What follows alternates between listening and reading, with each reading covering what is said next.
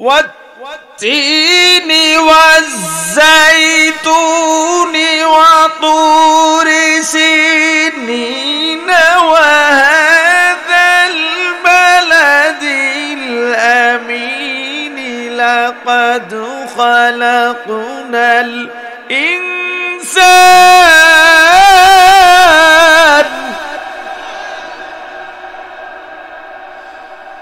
لقد خلقنا الإنسان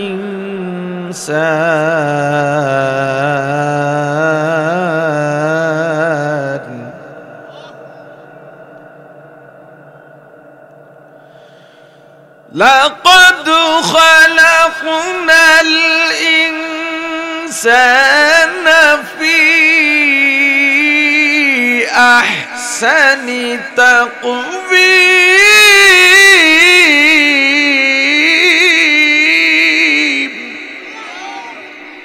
আল্লাহ চারটা কসম খেয়ে বলছেন আল্লাহ মানুষকে সবচাইতে সুন্দর বানাইছেন। আমার সাথে যায় কেরাম, আমার চাচি দেখতে কালো হতে পারে কিন্তু কোরআনের কথায় তবুও চাঁদের চাইতে সুন্দর। আমার চাচি বেটি হতে পারে, লম্বা হতে পারে, মোটা হতে পারে, চিকন হতে পারে, কিন্তু মানুষের চোখে যদিও অসুন্দর হয়, আমার আল্লাহর ঘোষণা অনুযায়ী চাঁদের থেকেও সুন্দর। মানুষকে আল্লাহ এত সুন্দর করে বানাইলেন, শুধু চেহারাগত সুন্দর নয়। আল্লাহ বলেন ওয়ালাকাদ কাররামনা বানি আদম, এ বনি আদম আমি আল্লাহ তোমাদেরকে শ্রেষ্ঠ সম্মান দিছি, সম্মান দিয়ে বানাইছি। মানুষের এত সম্মান, বাঘরে মানুষ ভয় পায় ঠিক, তবে বাঘেও মানুষকে ভয় পায়। সাপ মানুষকে ভয় পায়। হাতির পিঠে 8, 10, 12 বছরের বালক, হাতি এত বড় প্রাণী, বলেন মানুষের শক্তি বেশি না হাতির শক্তি বেশি? 100 মানুষ নিরস্ত্র, 100 মানুষ একটা হাতির সাথে কোনোভাবেই পারবে না। কিন্তু এত শক্তিশালী একটা প্রাণীর পিঠের উপরে ছোট্ট বালক বসে পায়ের বৃদ্ধাঙ্গুল দিয়া হাতির কানের গোড়ায় খোঁচা দেয়। ওই বাচ্চাটার কথায় হাতি বসে ওঠে, হাঁটে, দাঁড়ায়। কেন? ছেলেটাকে ভয় পাইয়া। সম্মান কি জোরে বলেন? বাঘে মানুষকে ভয় পায় সম্মানের কারণে, সাপ মানুষকে ভয় পায় সম্মানের কারণে, সিংহ মানুষকে ভয় পায় সম্মানের কারণে। আল্লাহ বলেন ও বান্দা, শুধু চেহারা আর সম্মান না, আমি আল্লাহ মানুষকে পরিপূর্ণ একটা জীবন দান করেছি। কেমন জীবন? কথা কয় না। পরিপূর্ণ কিভাবে? পাখির বাসা কোথায়? কোন? ঝড় এলে পড়ে যায়, বৃষ্টি এলে ভিজে যায়। কিন্তু মানুষ, তোমাদের জন্য সুন্দর বাসস্থানের ব্যবস্থা করেছি। এই ঘর বাড়ি বানাবার জন্য যা যা দরকার আমি আল্লাহ সব দিয়া দিলাম। রোদেও সমস্যা নাই, বৃষ্টিতেও সমস্যা নাই, শীতেও সমস্যা নাই, এমনকি ঝড় তুফানেও সমস্যা নাই। এবার বলেন আল্লাহ মানুষকে যে ব্যবস্থাপনা দিয়েছেন, আল্লাহ বলেন বান্দা আমি আল্লাহ তোমার জবানে ভাষা দিয়েছি তোমার অনুভূতি প্রকাশ করার জন্যে। তোমার বয়স যখন 1 মাস হয়ে যায়, 1 বছরের কাছাকাছি হয়ে যায়, তোমার কথা বলা শুরু হয়ে যায়। এই যে কথা বলা শুরু করলা, এই যে অনুভূতি প্রকাশ করা শুরু করলা, মরণের আগে আর তোমার অনুভূতি শেষ হয় না, কথা বলা শেষ হয় না। ও বান্দা, অথচ তাকায় দেখো 2টা গরু কখনো ঘন্টার পর ঘন্টা কথা বলেছে নাকি? দুইটা পাখি দুইটা মাছ ঘন্টার পর ঘন্টা কথা বলে না।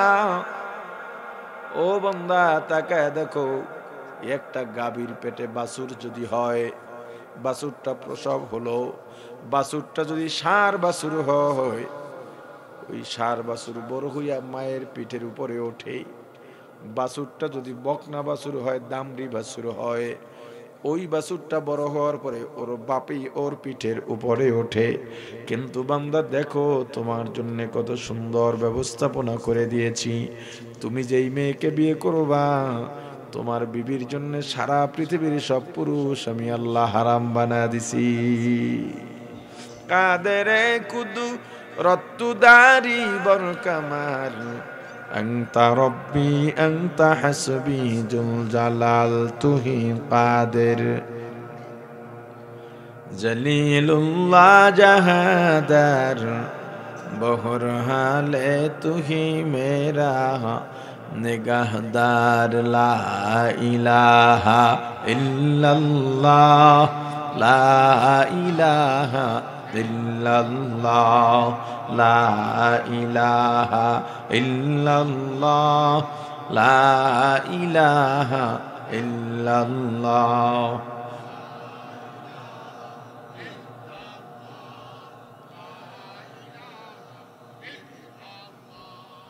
লা ইলাহা ইল্লাল্লাহ লা ইলাহা ইল্লাল্লাহ লা ইলাহা ইল্লাল্লাহ লা ইলাহা ইল্লাল্লাহ লা ইলাহা ইল্লাল্লাহ লা ইলাহা ইল্লাল্লাহ। ও আমার ভাই, আল্লাহ বলেন বান্দা এত সুন্দর একটা জীবনের প্যাকেজ দিলাম, দুনিয়ায় চলার জন্য তোমার যা যা দরকার আমি আল্লাহ তার থেকে কোটি গুণে বেশি নিয়ামত দান করেছি। ওয়া ইন তাউদ্দু নি'মাতাল্লাহ,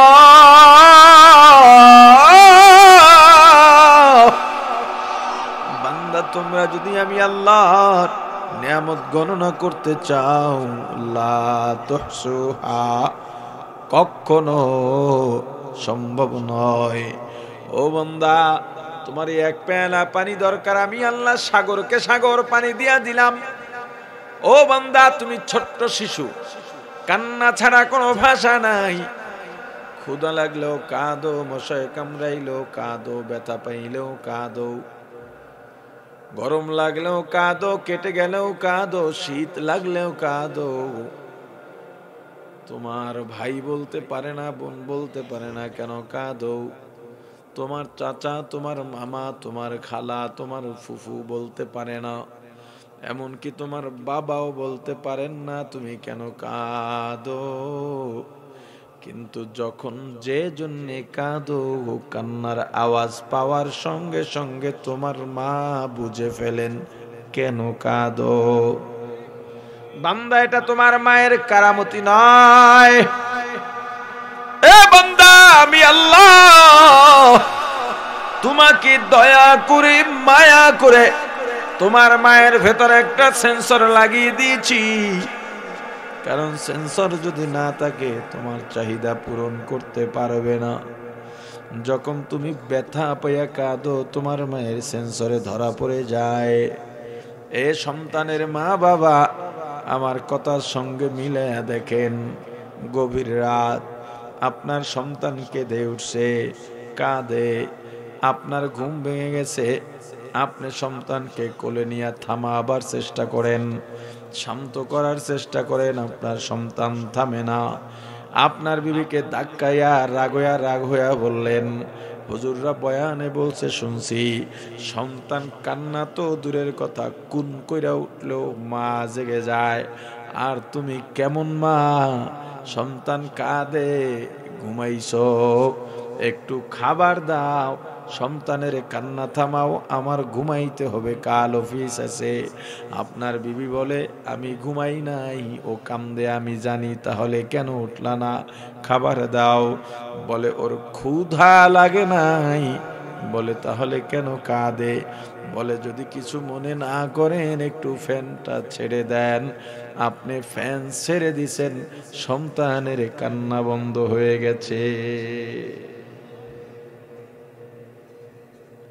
আবার দেখেন সন্তান মায়ের পেছনে হামাগুড়ি খায় আর কাঁদে, দৌড়ায়।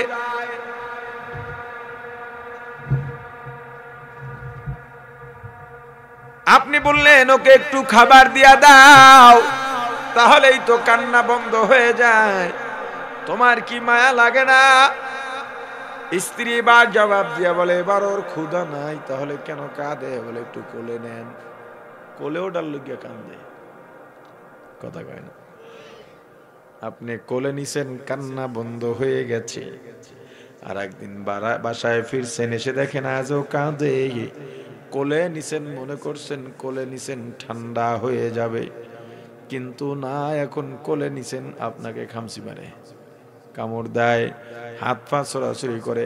আপনি এমনি ধরছেন, হ্যাঁ পিঠ বেইলে এমনি গিয়ে ওদিকে পড়ে যায়, কথা কয়।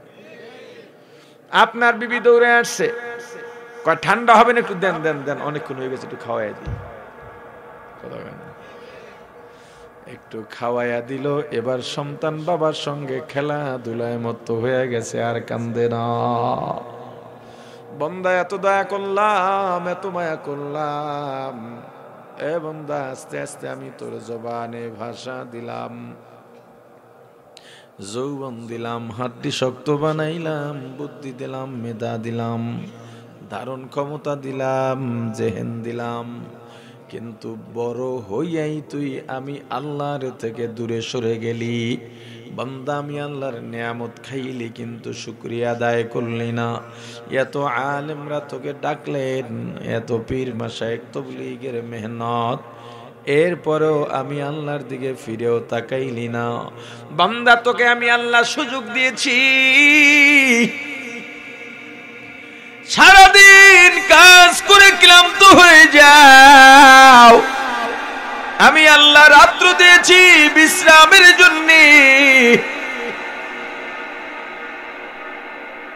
ঘুমায়া যাও যাতে স্বাস্থ্য ভালো থাকে। কিন্তু আমি আল্লাহ তো বলেছিলাম ফাতাহাজ্জাত বিহি নাফিলাতাল লাক, আমার রাসূলের সামনের গুনাহ মাপ, পিছনের গুনাহ মাপ। মূলত নবীজির গুনাহই ছিল না।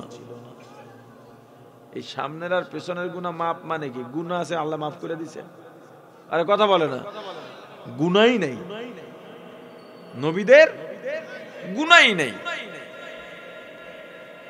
এরপরেও আম্মা জানা আয়েশা সিদ্দিকা রাদিয়াল্লাহু তাআলা আনহা বলেন, হুজুর এশার নামাজের পরে তাহাজ্জুদে দাঁড়ায়া যাইতেন, লম্বা লম্বা তেলাওয়াত করতেন।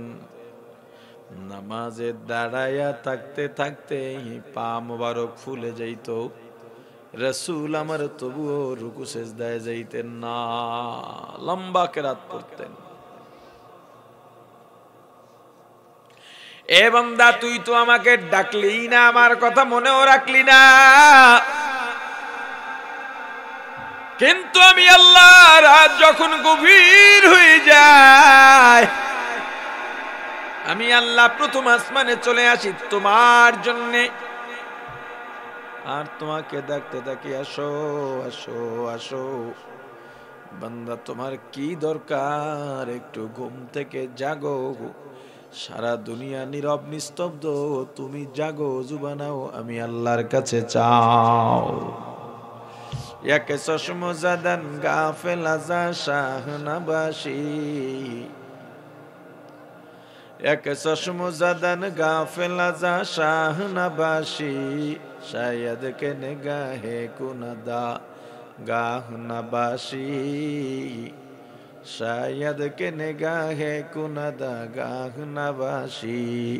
লা ইলাহা ইল্লাল্লাহ, লা ইলাহা ইল্লাল্লাহ, জোরে লা ইলাহা ইল্লাল্লাহ, লা ইলাহা ইল্লাল্লাহ, লা ইলাহা ইল্লাল্লাহ, লা ইলাহা ইল্লাল্লাহ। কিন্তু বান্দা আমি আল্লাহ তোকে রাতে ডেকেও পাই নাই, ফজরেও পাই নাই, জোহরেও পাই নাই, আসরেও পাই নাই, মাগরিব এশায়ও পাই নাই, হালকা ইস্তেমায় পাই নাই, বান্দারে দরুদে পাই নাই, রমজানের সাহারিতে পাই নাই, ইস্তেগফারে পাই নাই, জিকিরে পাই নাই, টঙ্গিতে পাই নাই। বান্দা কিয়ামতের ময়দানে আমি আল্লাহকে ডাকবি, আমি আল্লাহকেও সেদিন পাবি না। দুনিয়ার মায়ায় পড়ে সব ভুলছো, কিন্তু আসলটাই ভুলে গেছো। এই দুনিয়ায় তোমার শেষ নয়, সুম্মা ইউমিতুকুম, আবার মরা লাগবে। দুনিয়ায় জীবন বেঁচে থাকা যাবে না, মৃত্যু হবে কি হবে না। কুল্লু নাফসিন যায়িকাতুল মাউত, মাউতু কাসিন, কুল্লু নাসিন শারিবু কবরে বাইতিন, কুল্লু নাসিন দাখিলু ইহা, হাম সব মুসাফির হ্যায়, কবর আখের ঠিকানা, কোই আগে রওয়ানা হ্যায়, কোই পিছে রওয়ানা।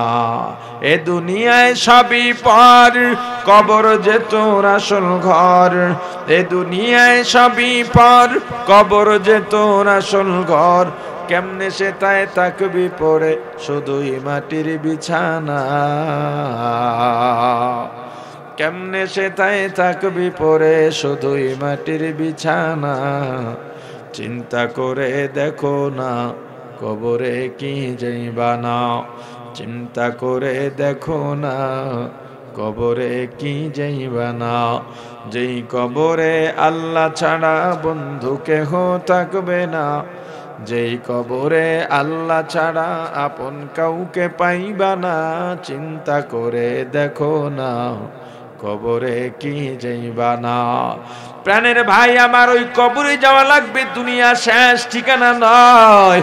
ওই কবরে যেদিন যাব, আজকে কার মায়ায় তুমি আল্লাহকে ভুলে রইলা, কার জন্য তুমি রাসূলের দরুদ পড়ো না, সুন্নাত মানো না আমার ভাই, কার মায়ায় বলো?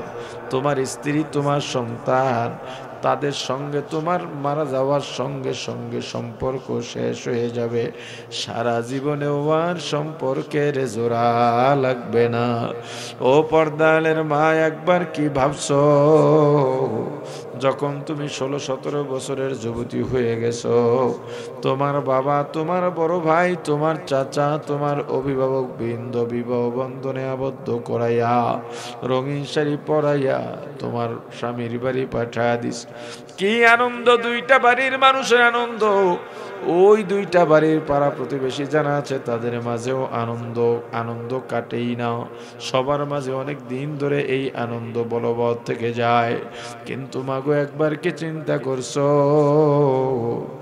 এমন একটা দিন আসবে, যেই দরজা দিয়া নতুন রঙিন শাড়ি পরে নতুন বধূ হইয়া ঢুকছো রে মা, ওই দরজা দিয়াই সাদা কাপড়ের প্যাকেট হইয়া লাশ হইয়া বের হইবা।